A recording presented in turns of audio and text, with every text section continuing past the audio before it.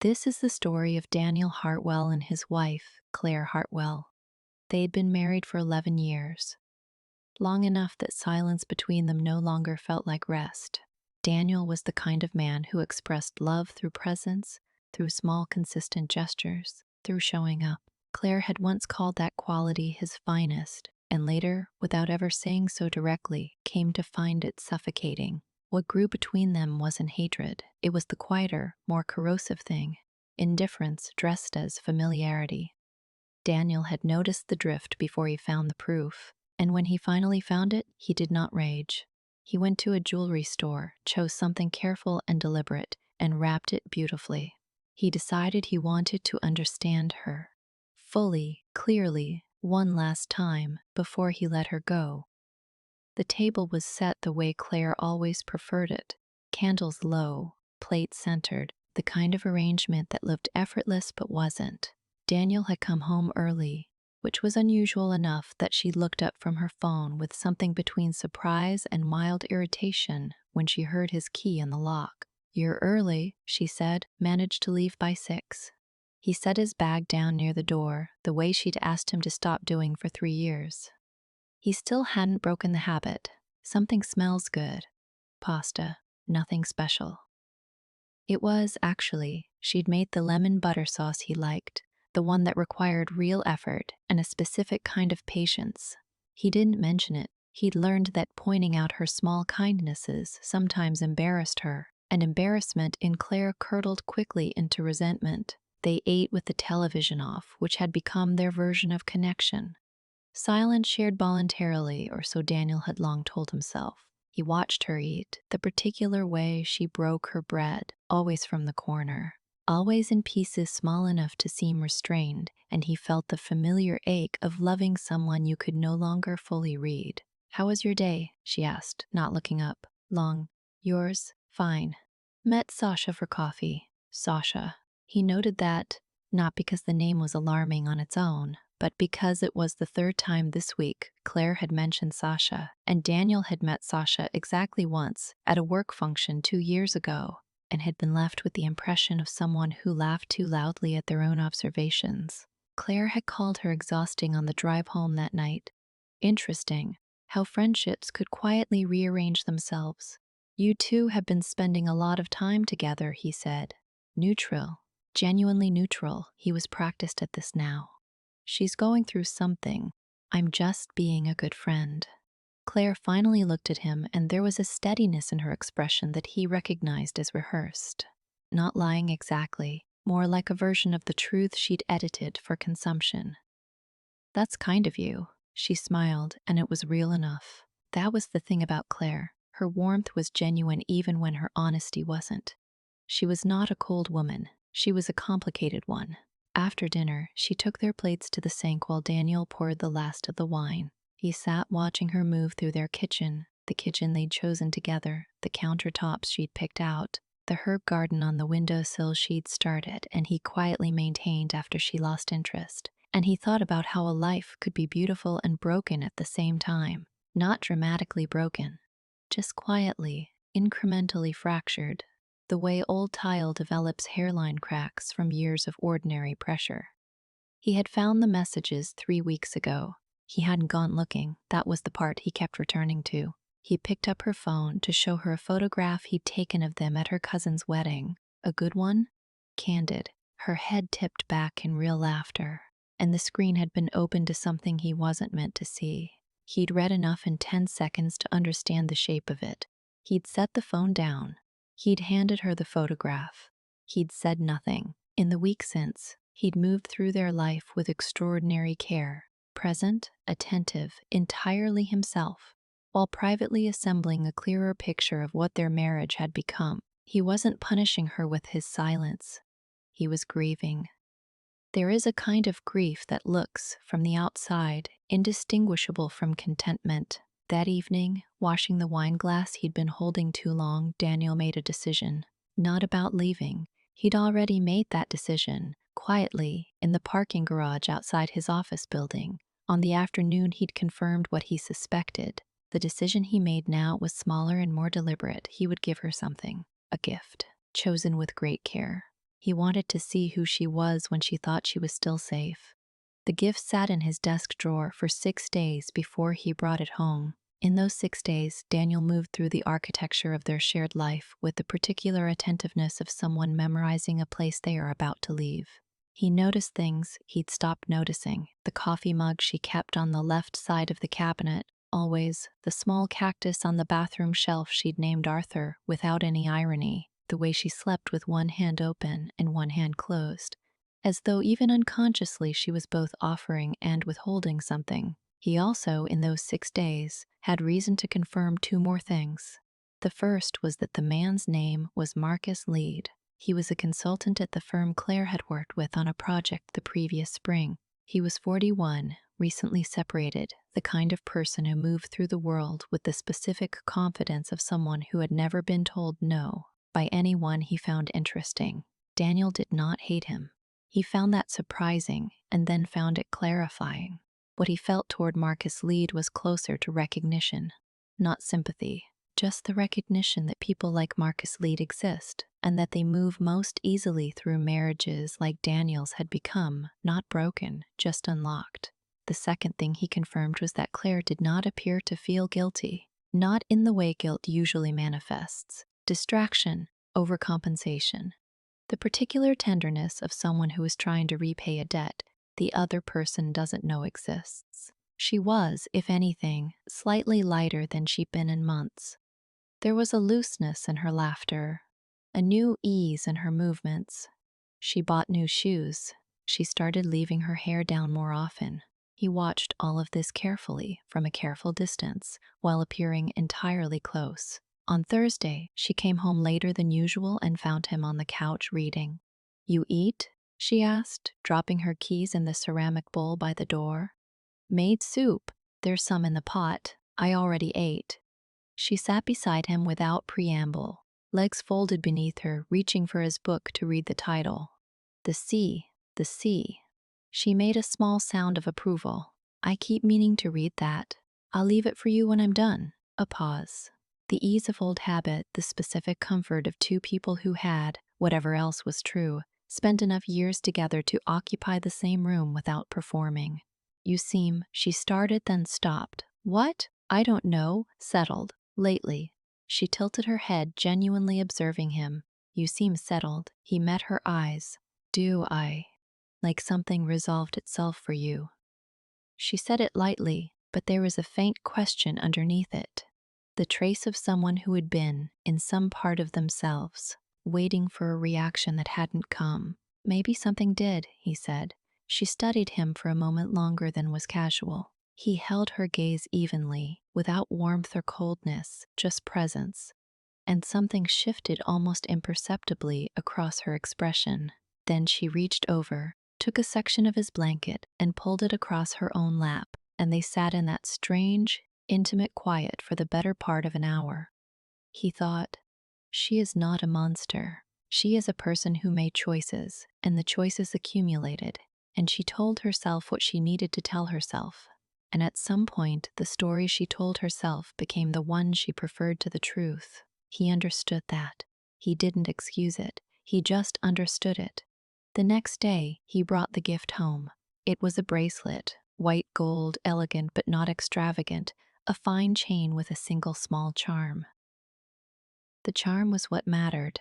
It was a small antique key, delicately detailed, the kind of thing that seemed purely decorative unless you looked closely. And unless you knew, as Daniel did, having kept the original evidence safely photographed and preserved, that the same key, in the same exact vintage style, appeared as a tattoo on Marcus Lead's left forearm, visible in the photograph Claire had taken of them together, and never deleted from the cloud account she shared with Daniel, the one they'd set up together 3 years ago for family photos.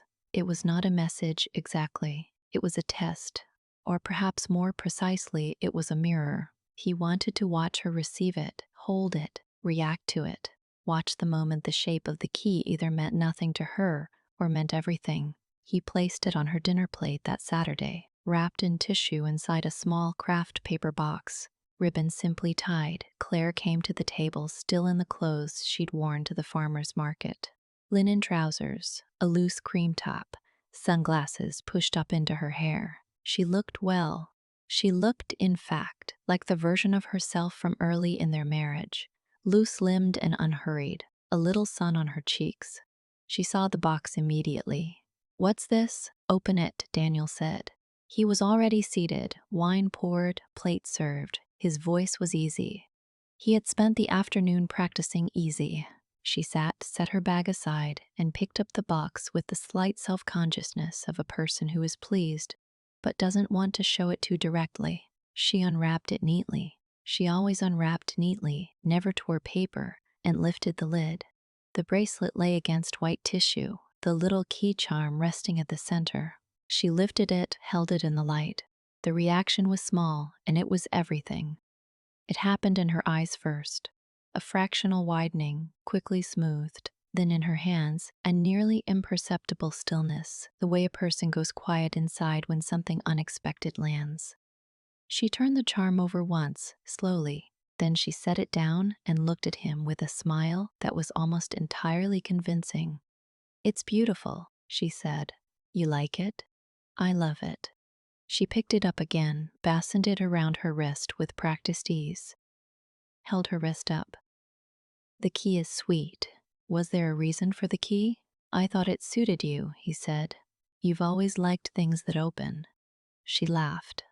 A short, surprised sound, and then caught something in his face and laughed again, differently, with a slight edge underneath. "Don't get jealous," she said, shaking her wrist lightly so the charm caught the candlelight. She was smiling. She was performing. She could not help herself. "Or maybe you should." The words landed in the room and hung there. He looked at her. He let the silence be what it was. She seemed, in the seconds after she said it, to hear herself, to hear the specific carelessness of it, the odd little provocation. A flicker of something passed through her expression. Recalibration. She took a sip of wine. "That came out wrong," she said. "Did it?" "I was joking." "I know," he said.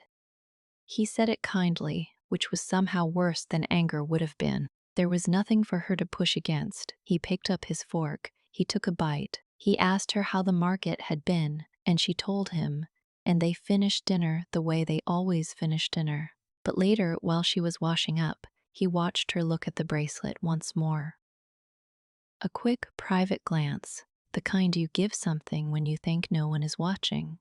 And he saw on her face what he had needed to see. Not guilt, not yet. Something more preliminary. The beginning of a question she hadn't allowed herself to ask. That was enough. After she went to bed, he sat alone at the kitchen table for a long time. There was no rage in him. There was something quieter and older. The specific, exhausted clarity of a man who has held a difficult truth for weeks and has now held it long enough to know exactly what it means. He thought about the 11 years. He thought about the good parts, which were real and numerous. He thought about the lemon butter sauce she'd made on Tuesday, and whether she had made it because she loved him or because she was managing him, and whether, in the end, it was possible for both things to be true. He thought it probably was. He did not wake her. He did not leave a note. He simply went to bed, lay beside her in the dark, and let himself be finished. He moved out on a Wednesday, 6 weeks later. It was not dramatic. He had arranged it methodically, found an apartment, handled the logistics, spoken to a lawyer with the same measured tone he used in work presentations. When he told Claire he did it at the kitchen table, over coffee on a Sunday morning, he told her what he knew. He told her he'd known for some time. He told her he wasn't interested in a conversation about it, only in being honest. She cried. That surprised him slightly, not the fact of the crying but the quality of it. It didn't seem performed. It seemed like the tears of someone who had genuinely not believed this would happen, which told him more about her self-deception than anything she could have said. She tried several things over the following weeks. She called. She sent messages that were carefully calibrated, not pleading exactly but weighted, the kind of messages designed to sit with you. She told a mutual friend, Renata, that Daniel had shut down emotionally long before any of this, a sentence that made its way back to him and which he neither contested nor confirmed. because some narratives are not worth the energy of disputing. The relationship with Marcus Leet had ended by the fall. Claire mentioned this in a text message in October, which she had clearly composed and revised multiple times given its careful, almost architectural restraint. He read it once and didn't respond. What he didn't expect, what genuinely surprised him, was the way grief arrived, not in the weeks immediately after, but much later, in the ordinary moments. Driving past the restaurant where they'd had their 4th anniversary dinner, finding one of her hair ties in the pocket of a jacket he hadn't worn since the previous winter, the surprising ambush of a song that had played at her cousin's wedding, the one where he'd taken that photograph of her laughing. He was not angry at her. He had moved past anger before it had properly arrived. What replaced it was something more textured, a long, slow sadness for the years that had been real, and a kind of retrospective reckoning with his own role in it all. He had been present, reliably, steadily present, but he had been, in some ways, present in the way furniture is present. He had confused consistency with intimacy. He had assumed showing up was enough. He had stopped asking her what she needed because he'd grown afraid the answer would be something he couldn't provide. None of that excused what she'd done, but it complicated the story the way real stories always are complicated by the recognition that damage is usually distributed and that the person who causes the final wound is not always the only one who cut. He told this to his sister Sophie one evening in November. Sophie listened without interrupting, which was unusual for her. "You've done a lot of work on this," she said finally. "I had a lot of time. Are you okay?" He thought about it. "I think I'm going to be," he said. "It doesn't feel like lying when I say that." Sophie looked at him for a moment. "The bracelet thing," she said. Did you plan that?" "I needed to understand her," he said. "I needed to see." "And did you?" "Yes," he said. He looked out the window at the November street, gray and still. "I saw exactly who we'd both become. That's not a small thing." They saw each other in March, at the signing of the final paperwork. A mediator had handled most of it. There had been no courtroom, no contested accusations, no performance of grievance. They had been, in the technical and procedural sense, adults about it. Daniel had driven to the mediator's office, signed what needed to be signed, and was preparing to leave when Claire caught him in the lobby. "Can I have 5 minutes?" she asked. He considered this. Sure. They stood near the window at the end of the corridor, not seated, not facing each other fully, the way people stand when they are having a conversation they haven't entirely agreed to have. "I want to ask you something," she said. Her voice was composed, but her hands were still in a way that told him the composure was costing her. "Okay." "The bracelet." She paused. "Did you know then, when you gave it to me?" Yes, she absorbed that. Looked out the window at the gray March street. "The key charm," she said slowly, "was that yes, a long quiet." He watched her work through it, the realization fully arriving the way certain realizations must be turned over multiple times before they resolve. He watched her understand that she had been seen before she'd known she was being seen, that the lightness she'd felt in those weeks, the sense of safety, had been an illusion sustained by his deliberate patience. "That must have been very hard," she said. "To do that, to sit there and—" "It wasn't what I call hard," he said. "It was just necessary. I needed to know who I was dealing with. Not the story you'd have told me. Just you reacting, and the joke I made." Her voice was very quiet, about jealousy. "You didn't know I knew," he said, which was exactly the point. She pressed her fingers against the glass briefly, then withdrew them. "I told myself," she started and then stopped, and the stopping was more honest than anything she might have finished the sentence with, because whatever she had told herself, she could no longer tell it. Not to him. "You don't have to explain it to me," Daniel said. "I think I understand it better than you'd like." She looked at him then, directly. without strategy. She looked at him the way she used to look at him in the early years, with something unguarded and unperformed. And he recognized the cruelty of the fact that this was the most honest she had been with him in perhaps 3 years. "I'm sorry," she said. He nodded slowly. "I know you are." He said it without coldness and without warmth, with the particular evenness of someone who has processed a truth so thoroughly it no longer has edges. They said goodbye in the lobby. No embrace. That would have been wrong, and they both understood that. She went through the door first. He watched her go, then stood for a moment in the empty corridor, alone with the particular silence that follows the close of something that once held everything. He thought about the photograph he'd taken of her at the wedding. He still had it on his phone. He hadn't deleted it because he wasn't the kind of person who deleted things. He was the kind of person who carried them until they became light enough to set down without noticing. He thought he was almost there. Not quite. Almost. He put on his coat and walked out into the March air, which was cold still, but with that first faint suggestion underneath, the way early spring always manages to feel tentative and serious at once, like something returning that is not yet ready to announce itself. He did not look back toward the building. He had learned over the course of these months that looking back served mainly to keep you standing still. He walked to his car. He drove home to his apartment, which had begun to feel, gradually, like his own. He did not think about her on the drive.